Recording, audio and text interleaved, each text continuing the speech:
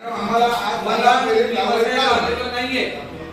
नाहीतर तुम्ही कायदेशीर आमच्यावर काय गुन्हे दाखल करायचे आम्हाला कुठली वाद नाही घालायचा आहे. तुम्ही काम करा एक मिनिट तुम्ही काम करा गाडीत बसा आमच्या घरातली अवस्था बघा काय झाली तुमच्या या गलतान कारभारामुळे आमचे 2 जीव गेलेले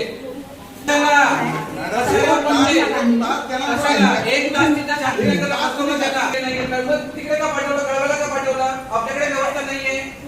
3400 बघा काय आम्ही सर्व टॅक्स भरतोय कल्याण डोंबिवली महानगरपालिकेला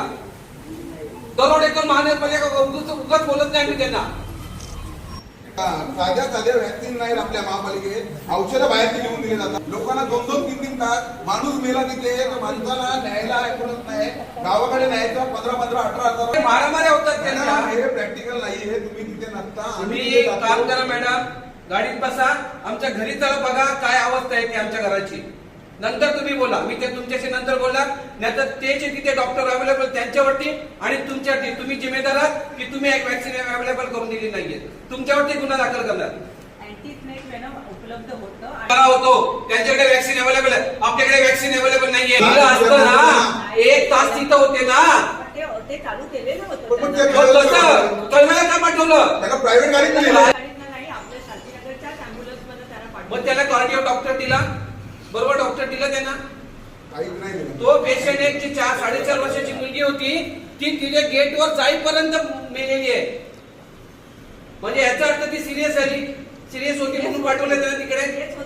मग ते हॉस्पिटल कशाला केले लॉक करून टाका ना भंगारमध्ये विकून टाका त्या मशिनरी फक्त नेत्यांचे बॅनर लावायला आणि कोट्यावधीचं बजेट आम्ही आणला आणि मोठमोठ्या आम्ही लेखी पाहिजे त्या डॉक्टर वरती आणि जे जिम्मेदार आहे त्यांच्यावरती गुन्हा दाखल करा आम्ही इथून जाणार नाही मी इथून हटत नाहीये मी इथं बसतो मी काय करा मला लेखी पाहिजे इथे आम्हाला जीव आमचा गेलेला आहे माझ्या 2 मुली गेलेल्या आहेत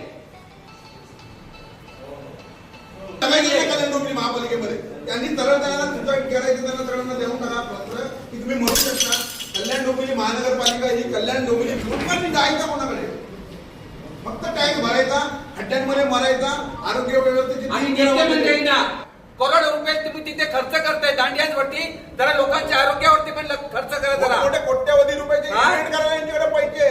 सर्वसामान्यांना आरोग्यासाठी द्यायला हॉस्पिटलमध्ये सुविधा द्यायला यांच्याकडे पैसे नाही यांच्याकडे करोडो रुपयाचे बॅनर लावायला पाहिजे पण साधी वॅक्सिन द्यायला यांच्याकडे महानगरपालिकेकडे बजेट नाही